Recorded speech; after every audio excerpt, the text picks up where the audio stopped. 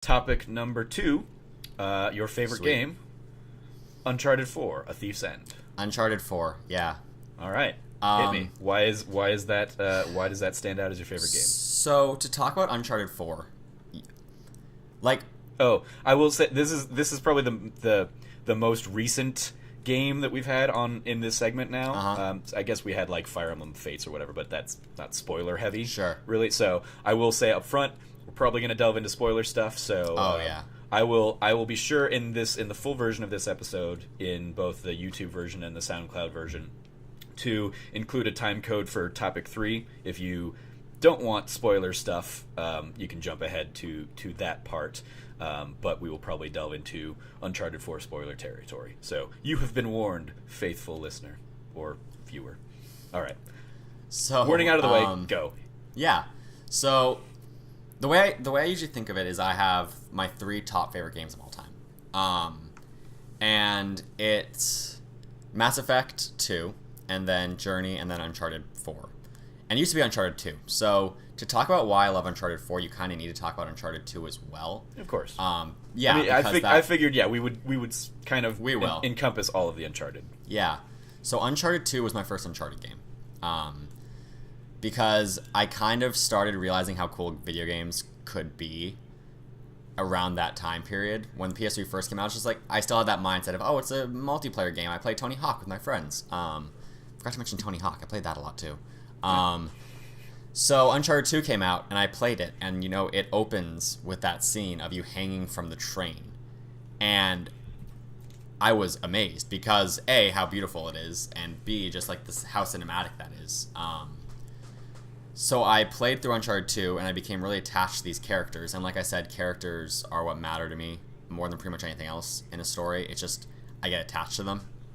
So for a while, Uncharted 2 is not a perfect game. It's very close. And then they start bringing in the mythological stuff. And it starts failing. But I mean, I absolutely get that. It definitely lives up to its like Indiana Jones-esque nature. Like, from a story point, I don't mind the mythological things. It's just that they were gameplay-wise really annoying. I don't like them. Okay. And then you hit the very final like boss level, which is just a mess. So like the tail end of Uncharted 2 is not perfect, but I adore that game. It's what taught me that video games could be narrative experiences. It honestly is what I consider the game that made me a gamer. It was that switch where I was like, I love this stuff. So Uncharted 3 came out, and Greg Miller gave it a 10 out of 10, and I played it, and I was like, this is good. Not enough Elena. I like Uncharted 3 a lot. I do. And I've heard the argument that if you switched 2 and 3, you probably love 3 more than 2, which could be fair, but I love 4 more than 2, so you know what? You could have done a better job on 3. So I played 3, and I love 3. It's more Uncharted, but then 4 came out, and it is everything I love about Uncharted. Because that's what I think is important, is my love for Uncharted was not born with 4, it's just that 4 perfected everything that I love so much about it, and dealt with things I love so much about Uncharted that I have to call it my favorite Uncharted game. Because, narratively, it brings in all the characters I love, or most of the characters I love, and it focuses a lot more on the story.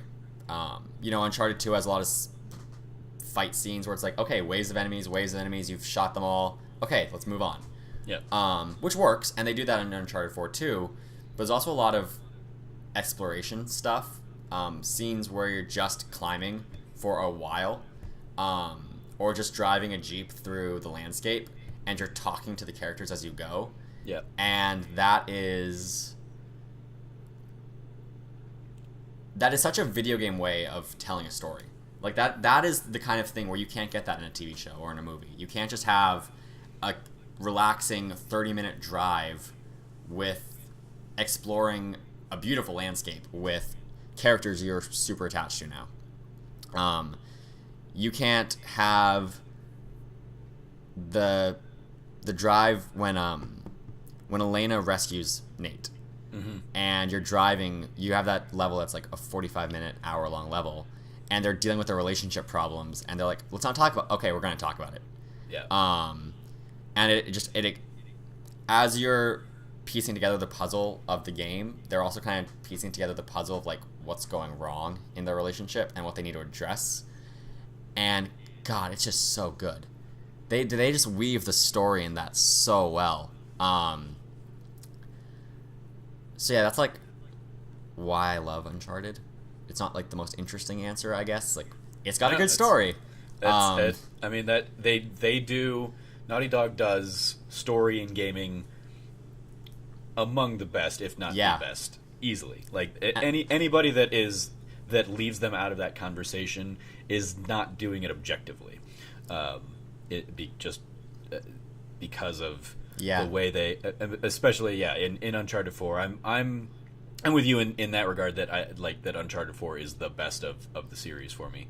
I go back in reverse order chronologically, so I did like 3 better than 2. And then better 1. Did you ever play 1? Did you ever go back and play 1? I have the Nathan Drake collection, and I need to play 1. It's just that I got the collection pretty recently, and I haven't really had time to play video games that much. And what time I have had has been dedicated to small things that I could get done with really fast. Yeah. So the winter break, I have about 4 weeks off, and that's definitely on my list of things to try and plow through. But no, I really hate that about myself. Same thing with Mass Effect. I'm like, Mass Effect 2 is one of my favorite games. I've not played Mass Effect 1. Uncharted is one of my favorite series. I love 2 and I love 4, and 3 is really great. I've not played 1. It just depends on like when those come into your life. Yeah. Certainly. Like I played Mass Effect 2 first, and it is like gameplay wise, Mass Effect 2 is my favorite of the series. I think I like Mass Effect 3, having played all 3, because of all the things that ties together, and just like that you're getting like one last hurrah with so many of those characters. So from a narrative and character standpoint, it does give you like that closure on all of the characters that you've like loved over the course of those games. But like Uncharted 1, Mass Effect 1, both of them are very different games than what followed. That's what I've heard. In terms of controls, and in terms of like just in both instances, I think they learned a lot, and people will fight it on Mass Effect more than Uncharted. Whereas there are a lot of like Mass Effect 1 defenders. Because of like the RPG mechanics that are still in that game. But for my money, both Mass Effect 2 and Uncharted 2 take what made the first game special and just amp it up and go all in with that kind of stuff, and are much better games as a result. Uncharted 1 in particular is a lot more of kind of what you touched on, of like you get into a monster closet and you have to basically fight wave after wave after wave, and it always it feels like every one is basically just one wave too many, especially on harder difficulties, because you're fighting the controls of those games as much as like the bosses. Like, I don't know how many times I died just because I was trying to go into cover and ended up on the wrong side of the thing I was trying to go into cover on. Especially in 1. So it's good for like the origin of Nate and Elena, and kind of seeing early Nate and Sully stuff. But in obviously it's the series stands as your like has your favorite game, couple of your favorite games in it, without that origin story. So I think that's also a testament to how well in Uncharted 2 they kind of fill in the gaps there, and kind of bring you up to speed on all the characters. Definitely. Like Elena, I came out of Uncharted 2 and I was like, so Elena's my favorite character. I love her. I think that was part of my issue with Uncharted 3. Interestingly, also part of my issue with Mass Effect 3. So in Uncharted 3, part of my issue was just like, okay, there's very little Elena and Drake, and I love Elena and Drake. So and in Mass Effect, it was Miranda. You didn't get enough Miranda. I didn't get enough Miranda. Yeah, you don't understand, okay? Because I was debating for a while between Tali and Miranda, because they're both into my character, and I decided on Miranda. I was like, you're like spunky and badass, and I like you. And she's Yvonne Strahovski. And I exactly. love I just had a big old crush on Yvonne Strahovski from Chuck. Yeah. The fact that that summer or whenever I got to play with her in my party, and then I had Zach Levy in my party in Fallout New Vegas, I was like, yay! I'm basically just living in Chuck. Woohoo! Nice. Yeah, no, that's why I think that's why I learned about Mass Effect was because Yvonne Strahovski was in it in 2.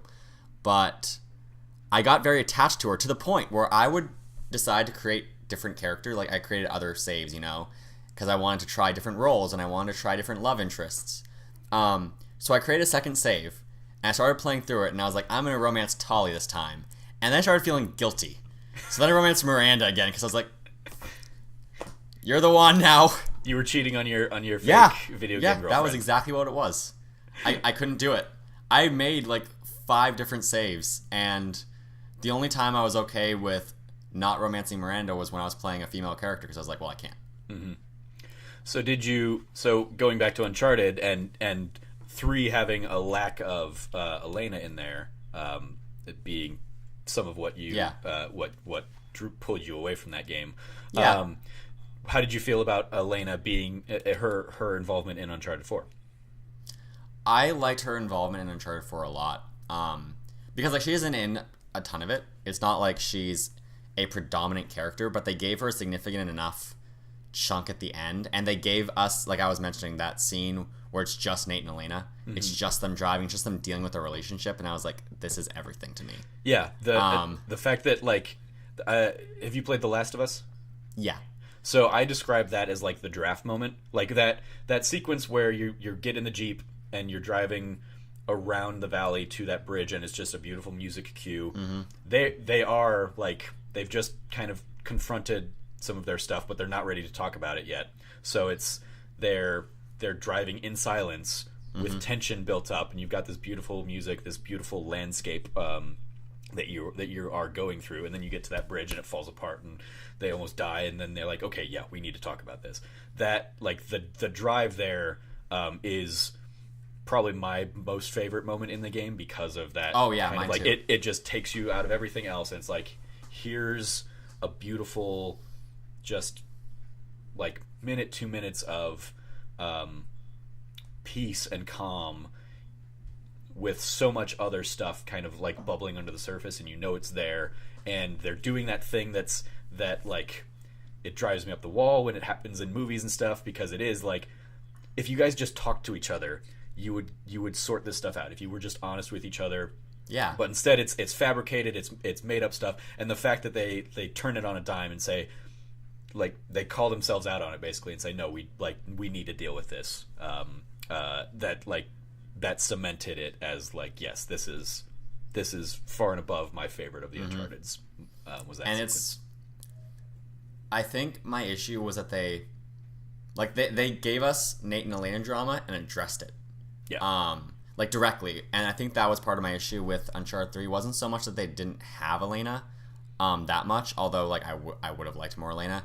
It's that they gave us like a Nate Elena drama story, but then never really gave us them interacting. They're just like, they're having issues. Oh, it's resolved at the end. I'm like, I get that you're trying to incorporate their relationship, but if you're going to do that, give me Elena.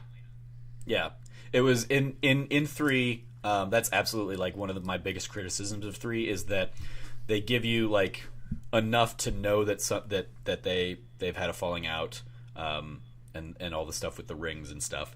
And it ends up being that instance that you get a lot in movies or TV where there's an allusion made to a more interesting story than what we're actually seeing on like in the game, for the sake of like where they needed the narrative to go. I was much more interested in their characters and their relationship, and what tore them apart, outside of it just being vagaries of like Nathan just couldn't quit his treasure hunting ways, and so I think Uncharted 4 was them recognizing that and saying, okay, we're gonna like do that. We're gonna tell that story that that we alluded to in the last one, and have them kind of like have Nate lie to her.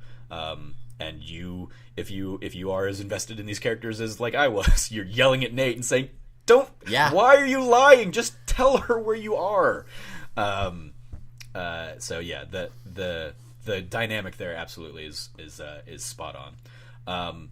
One of my favorite things in Uncharted 4, aside from that, is, and you kind of touched on it a little bit, in kind of those elements, you've got kind of the storytelling, not by cutscene, but by transitioning, getting through the world.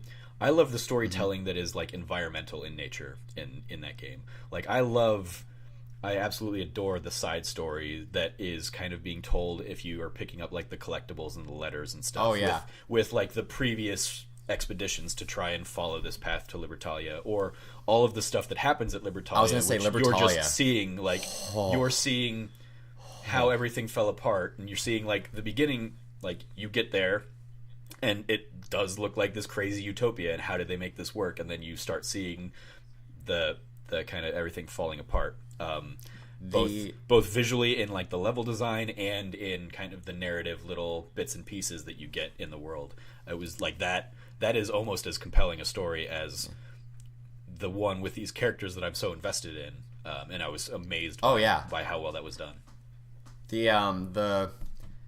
I was so scared, first of all, going into Libertalia, because I've been trained by Uncharted where I was like, so what kind of like evil plague turned them into zombies? Yeah. When do we start getting ghost pirates? Yeah. But no, walking into that, I forget what it was specifically. I think like the main room where they have all the paintings of the different pirates, and they're on the floor and they're like drawn over, and I'm just like, holy shit. Yeah. This is such brilliant visual storytelling. And I still can't really get over that. Yeah. It was like one of my favorite subtle things in The Last of Us, and I guess not subtle, but you could easily like overlook it if you're just kind of playing through the campaign, is the whole Ish side story. And I felt like Uncharted basically took and gave me 4 Ish stories, which was like just they didn't have to, but they did, and I'm so grateful for it. And how like that, like in each of those stories that you're seeing kind of the people descend into madness around this, and at the same time you're seeing Nate and Sam do the exact same thing, and there's entirely a situation where they don't pull out, they don't pull up, and they go mad, and like one of them dies, and the fact that they recognize it and save themselves effectively is like it's everything I wanted that to be. I wouldn't have been satisfied if it had mirrored, if our characters had mirrored every failed expedition before it that closely to a T, and somebody dies. Yeah.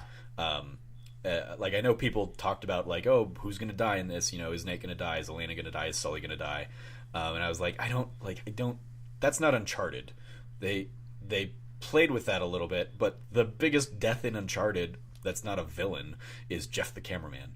So, so it was never something I anticipated kind of going through. I was like, it'll be a darker story, and yeah, there might be like some crazy like brother on brother betrayal here, but I was never expecting like one of your core characters to bite the dust, and like in service of like a darker story, a darker tone.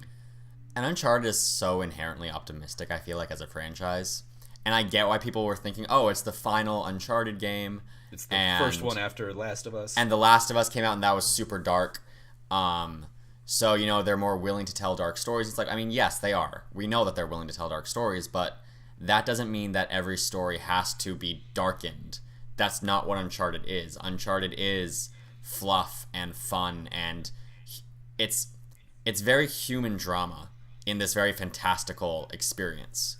So you're gonna get like Nate and his brother drama, Nate and Sully drama, Nate and Elena drama, and that could go bad, but I don't think it would have really fit for someone to die. Yeah. How did you feel about Sam going into it? This long lost brother who's appearing out of nowhere. Did you have kind of reservations? And like I did. I was definitely concerned about like, I mean, this feels like a shoehorned plot element to get us somewhere. This mysterious brother that we've never heard about. Like, why have we never heard about him and stuff? So I was definitely wary of it going in. and surprised by how they won me over on it. So how did you kind of feel? I was definitely wary. My first thought was like, did Nate have a brother? Did I just forget him mentioning a brother? Because I just assumed like they must have mentioned it at some point, like, oh yeah, I lost my brother when I was like, but yeah, no. When I realized that they definitely were just adding this entire storyline into Nate's history that I didn't know about, I was definitely concerned. I guess beyond being concerned, I was about like them shoehorning a storyline in. I was just concerned about them shoehorning a new character with all this history with Nate in, because this is like the final Uncharted, and a forgotten brother storyline is a very, very strong storyline that requires a lot of attention. And if I don't like Sam, or if I don't like the dynamic they give it, or if they sacrifice too many of the other characters for the sake of focusing on Sam, that would be a problem. I also kind of assumed Sam would go bad, because Uncharted. But no, I really like what they did with Sam. I'm not sure I'd say I love him. Like, I'm not attached to him the way I'm attached to Elena and Chloe and Sully and Nate. But I really enjoyed his character. I really enjoyed the dynamic he created, not just for Nate, but for everyone else. I really like the fact that he justified Nate going back into it. Because I like that they gave us, like you were saying, I like that they gave us that more interesting storyline of, like, Nate's can't really give this up, but Elena doesn't want them to keep doing this. But if they just had Nate do it for the sake of doing it, that would have not worked. Having Nate do it because he has a justification, even if that's not the entire reason he's doing it, gave it a lot of nuance that I like. And Sam had a lot of nuance that I liked. Because never did I think he was making a decision I couldn't understand. He made bad decisions. He made decisions I probably would not have made. But I can still sit there and go, like, okay, if you've built your entire life around your brother, and you two having this ultimate score, and you disappeared and you want to be able to support him somehow, the idea that he became so obsessed with it is interesting, and the idea that he was also able to resist at the very end, I liked a lot. Yeah. So it worked for me. Yeah, I was just kind of like the idea of putting them together and kind of the early prologue-y segments of them in the jail where he effectively dies in Nate's arms. Yeah. Totally justifies why Nate wouldn't want to talk about that. Or why it does. Why especially in our 30-40 hours with the character that we've had, why he never would have come up. Mm-hmm. It's still a little less plausible that like him and Elena would ever have been talking about family something, and Nate saying, "Yeah, I had a brother, but something happened. I don't really want to get into it, but like it does. I don't buy that. Like he never would have bought Sam up in their relationship, but in our relationship as the player and the character, it makes sense. It won me over enough to just go with it. Yeah, I agree. And I feel like Naughty Dog got, I guess, not lucky, but they were fortunate in the way they designed Nate as a character. Kind of made me believe that he wouldn't talk about it more than other characters might. He's that kind of personality where I'm like, okay, I can see how if this really dark thing happened to you in your past, you just decide to block it out because that's totally the kind of thing you would do. Yeah. I mean, he cracks jokes about everything else, but this thing that really like hit him hard, he might just shut out. Like to not tell Elena ever is definitely weird, but I also watch Doctor Who. My threshold for suspension of disbelief is high. There you go. Yeah. Cool. I'm trying to think if there are any other kind of big touchstone thoughts on Uncharted 4 I want to delve into. I mean, like the beauty of that game. Oh, God. Like Madagascar, like you were kind of talking about earlier, like when you're just driving around with your people in the Jeep for half an hour, and getting kind of the story told to you that way. Absolutely stunning visuals. It's one of the few games that has made me like actually want to go in and play in the photo mode. Oh yeah, me too. So yeah, what did you think? I mean, So this one wasn't built so much on set pieces like the last two, like the train sequence or like the ocean liner or the plane in 3. What did you like? How did you? Were you fine with that? Did you have like was Uncharted set pieces? Doesn't sound like it. It sounds like we kind of focused on characters. Yeah, and this gives you characters in spades. But that was certainly an element that I thought about as I was playing. I was like, oh, I have like when's like the really crazy thing I'm gonna do gonna happen? Yeah. When am I gonna basically be living out Poseidon Adventure in this game? Oh, it doesn't so much. Yeah, I feel like there was the clock tower collapsing, which I felt like was set piecey. The thing I think about Uncharted was no set piece will ever compare to the train sequence. It will never happen. So I think part of the reason actually that Uncharted 3 just didn't hit me as hard was because they tried to. They had the airplane sequence and they had the boat sequence, which were amazing set pieces, but I spent my entire time watching them being like, okay, but you're not hitting me the same way the train sequence did. It just is not the same. And I think Uncharted 4 was kind of smart in scaling it back and being like, okay, we're gonna have some like big moments happen. We're gonna have things on par of like the building collapsing in Uncharted 2. We have to jump out, but the super grand, the thing that we want to stick into your head, isn't going to be crazy fast-paced destruction. It's going to be more in the vein of the draft sequence, like you were saying. It's going to be driving with Elena. It's going to be the prologue. It's going to be that kind of stuff, the characters. Yeah. Cool. Yeah, I mean... Epilogue. I said prologue. Epilogue? Oh, I mean, well, you've got both. You have the prologue that's Nate and Sam kind of... I meant epilogue. Riding up on the boat up to the island. But yeah, the epilogue, absolutely. On the topic of the epilogue, how did the epilogue hit you? Hard. I do not cry in media. Doesn't make me cry almost ever. I think it's happened maybe twice in my life, but it can get me close, and that got me about as close as I probably could, because first of all, seeing them happy and like, you know, they have a kid and they're living well and they've made something successful that fits who they want to be without being criminals and at risk all the time is amazing. And there's also just this kind of joy of there's this whole world, this whole life of theirs that became kind of like sealed up in a box or in a closet, I guess. And watching someone else discover these things is like watching someone discover Uncharted.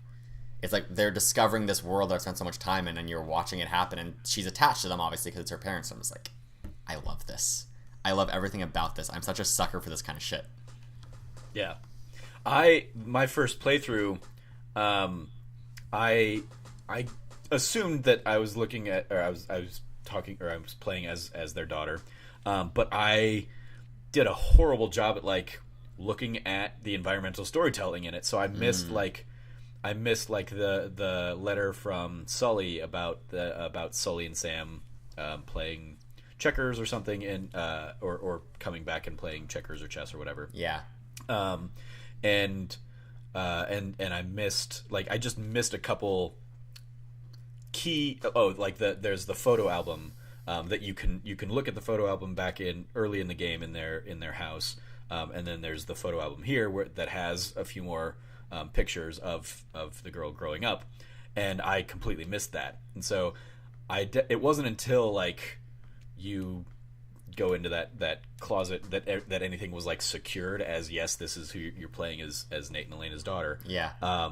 And so it was I appreciated it so much more my second time around when I took the time to go in and find those little things and see kind of fill in a little bit of the last 20 years or last however many years it had been for them, because yeah, it was absolutely like, yes, this is the happy ending that I wanted for these characters to have. Yeah. And I'm getting to see it. I'm getting to see kind of bits and pieces of how they got to this point. So yeah, like because I definitely because you've got kind of the two buildings there, and I was like, oh, maybe it's like maybe she's like the neighbor, at like going from the first place into the second place, and it just didn't dawn on me, or I didn't explore enough to realize that like there wasn't a bedroom in the second building or something. So Right. I was just a little more confused than I think I would have been if I had thoroughly looked through it the first time around. But then when I had a much clearer picture of everything, I was like, yes, this is I think spot on. she finds their wedding photos, right? Yeah, she can. Like you yeah. can find the wedding photos and she comments on it. Yeah, and that's I didn't do that the first Yeah. time Yeah. through. That's what I was saying. Yeah. Yeah. So yeah, the epilogue absolutely a great strong moment in there. I've been fortunate, and I'll link it into the description as well. I talked with Alex O'Neill from Irrational Passions and Barrett Courtney of IGN and Yes. BZG, and a couple others. We talked at length for like 3 hours and did like an Uncharted 4 spoiler cast months ago, back when it was much fresher in my mind. So that's where we can go for like my full thoughts. But yeah, looking back, 6 months out or whatever, 8 months out, however long it's been, it's absolutely still like I'm glad all of these things just kind of come flooding back. All these memories of the game are still there. Are like, it's not a game I've thought about like every day since or something like that, but it's still there in my head. And like when we talk about Uncharted, absolutely, like I look at it and it's absolutely in like Game of the Year contention and all that stuff. So yeah, I thank you for bringing it up and adding it to the Trevor Trove games Yay. list of favorite games. I'd be personally offended if it wasn't on that list at some point. Yeah, Like, it has to get on there. Oh, absolutely. Like, and I knew it would. It's yeah. Part of me, like, it's been interesting, kind of going through these, and every time we talk about like a game that's a part of a bigger franchise, we end up getting to talk about like all of the other games in the franchise. Right. So I'm sure at some point somebody will come on and say Uncharted 2 is my favorite game, and we'll kind of get to talk about that in comparison to 3 and 4 and 1 and maybe even Golden Abyss. So yeah, it's like we get. I appreciate this segment, especially in talking about franchises, because we get to talk about a little bit more than the game. I mean, we even had like a detour into Mass Effect. Awesome. Yeah. So yeah, thank you for Hitting all my 3. There you go. There we go. Awesome. So thank you for bringing that up, and yeah, since we were both at PSX, what are your thoughts, kind of looking to the future with the Uncharted: The Lost Legacy spin-off? I feel like it's the DLC, the Uncharted 4 DLC that they had promised, the story DLC with Chloe and Nadine that we got to see at PSX. Yeah, no, it reminds me a lot of the Last of Us Left Behind DLC, which I think is a really cool way of doing things. It's funny because if you watch Ali's video, Ali Mushka, that little fly, she did PSX vlogs, which obviously you know, but audience. I will link there. Them in the description yeah, as well. she has a video where she's talking to people about The Last of Us, and I just come in and I'm like, but Uncharted. But can we talk about Uncharted? Because there's more Uncharted.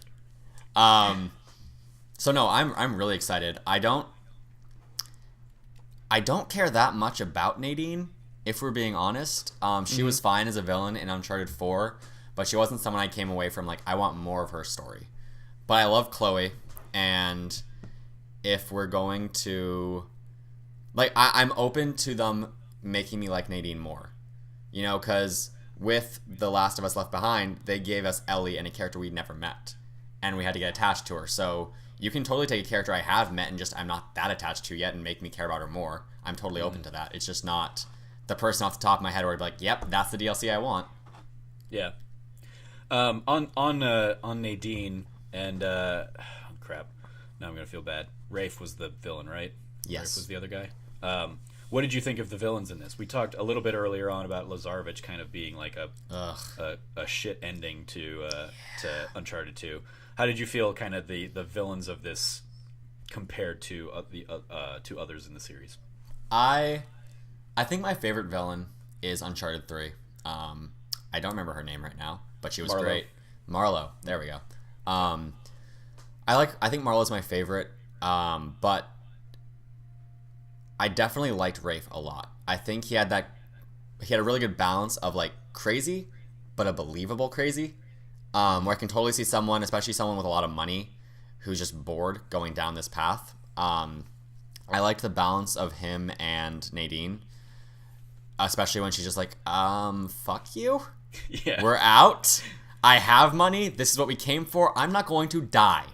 Get over yourself. No, I liked Rafe.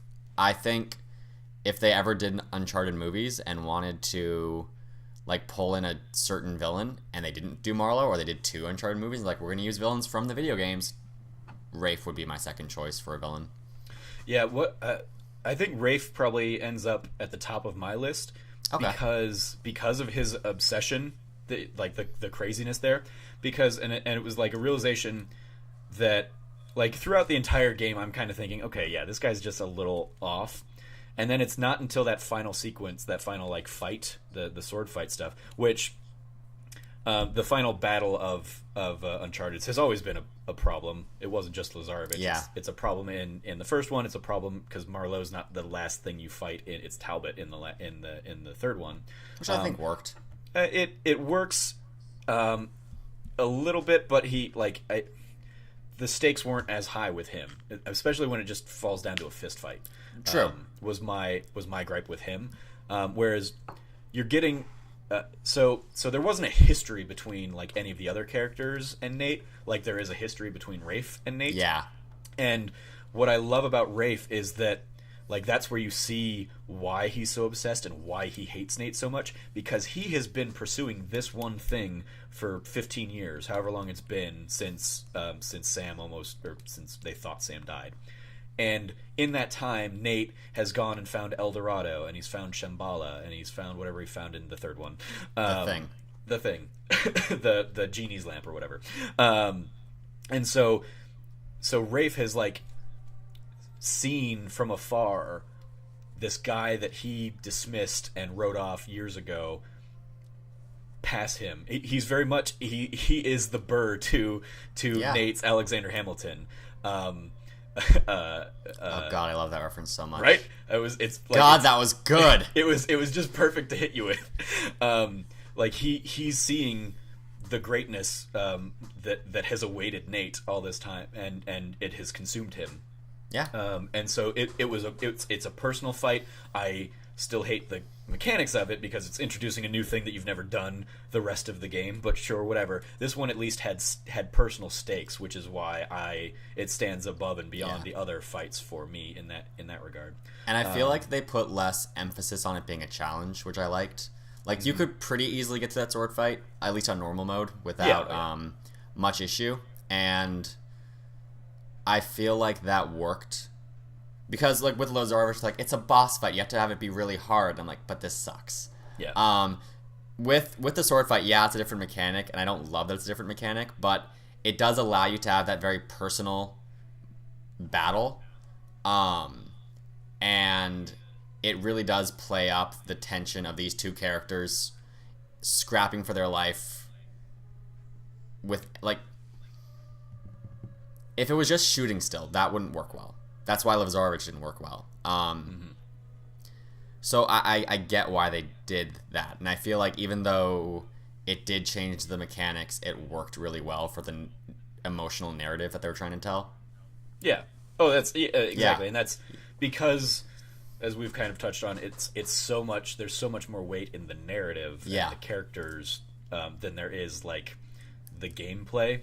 Because the gameplay of Uncharted 4 still has all the same problems I've had with the gameplay of all the other Uncharteds. It's still like things are still clunky. The shooting doesn't feel as great as you'll see in other games. Like narrative is where they go above and beyond everybody else.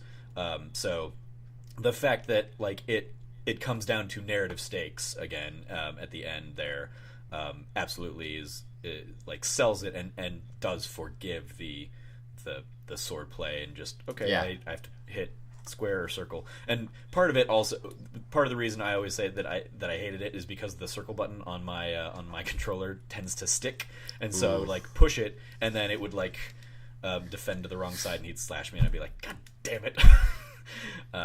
So, that's on me. Whatever. Yeah.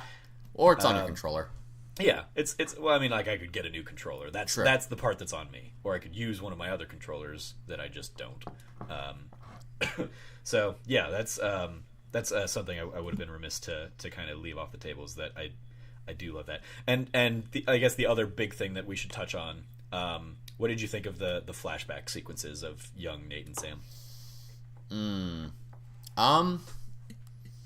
Honestly, I still don't really know how I feel about those, because I really loved the scene when they go back to that mansion, and they're crawling through that. That was great.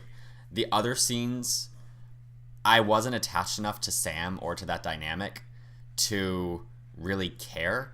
I kind of just wanted to get to the present day with the characters I care about. I think if I went back and played it, though, I think I'd care more. Now that I'm this attached to Sam, it will definitely have a much more of an emotional weight, and it definitely has important value for the story. It was just in the moment I didn't care. Yeah, no, I totally understand that, and I defend the early segment as like you couldn't have the mansion segment without it. Yeah. And I think the biggest problem I think you run into in that is that it ends up being an overly long tutorial sequence. Yeah. Like, it's probably twice as long as it needs to be. Like the town that that Nate is like bouncing around to find Sam. Mm-hmm. It doesn't need to be as big as it is, but it's introducing you to like all of the new things in Uncharted 4, which narratively or gameplay wise, not narratively, gameplay wise, you could have scrapped that because you're going to get all of those in the Scottish Highlands, like at the cathedral thing. Anyway, right. You're going to get all of those butt sliding and using the rope and stuff. But narratively, it's very much setting up something that gets paid off hours down the line in that game. Yeah. With like the mansion where turns out you're in like where their mom was the assistant to this lady, and that's another, like, her story is again it hits you at right the exact right moment to see, if because you're playing that basically when Nate is unconscious after having been betrayed by Sam, and so you're playing that, and if Nate continues going down that path, he's going to be alone like that old lady is, and so it hits home that when you wake up and you're talking to Elena and telling her the story because she just saved your ass, that like you need to get your shit together or you're going to end up alone in a sad, depressing, boxed up mansion filled with your like adventures. That was just, again, like I love the subtle storytelling of the game. Like now that's just bringing like a flood of emotions back on her whole story that you get kind of in that mansion told throughout. That story fucked me. Yeah. Like, right? I was learning about her, and she had like her family issues, and then she's this old lady, and then she dies, and I'm like, oh god. Yeah. It's like the first thing you can find in the attic is basically like what would be her husband saying, "Hey, I've got this thing that I think you'd be interested in." So it's their first correspondence, their first meeting, and then as you go through the house, like you see the you see their romance blossom, and they go on adventures together, and then she gets more obsessed with it, and he he isn't, and so like the family falls apart. It didn't hit me until I think I was actually talking to Alex and them on the stream, but like going into like the kids' room in there, like it's left basically intact from when the kid would have moved out and gone to live with the dad, and so it's like that's heartbreaking that she has not, like that she has been closed off that long. So yeah, just her whole story is just another one where it's like, oh my god, and the feels. I think the effectiveness of that really goes to show how much Uncharted is about storytelling and about and not about being like that. Like, it's a AAA game. It's this big, action adventure video game, but it really proves that you can have an action adventure game that isn't always about action or like the traditional idea of adventure, even though this is an adventure in and of itself. Yeah. Because all I can picture when I was playing that was like someone coming out going, so Gone Home really proves that indie games can do something AAA games can't, and then Naughty Dog's just over here like, hold my beer. Exactly. I was just thinking that sequence is basically like Gone Home. It's Gone Home. Yeah. It's a different version. It's like a different story, but the concept is Gone Home.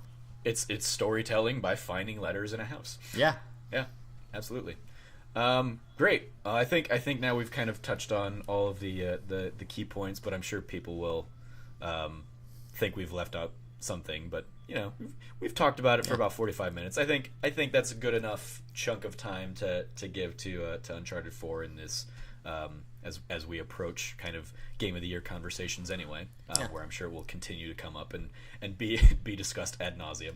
If people think I forgot something important in Uncharted 4, let me tell you something. You're probably right. My memory is shit. I'm sorry. Leave it. Let us know in the comments below what we forgot to mention in Uncharted 4. How am I crap? Tell me the ways. I'm sure there is plenty. Great. All right. Well, then, moving on to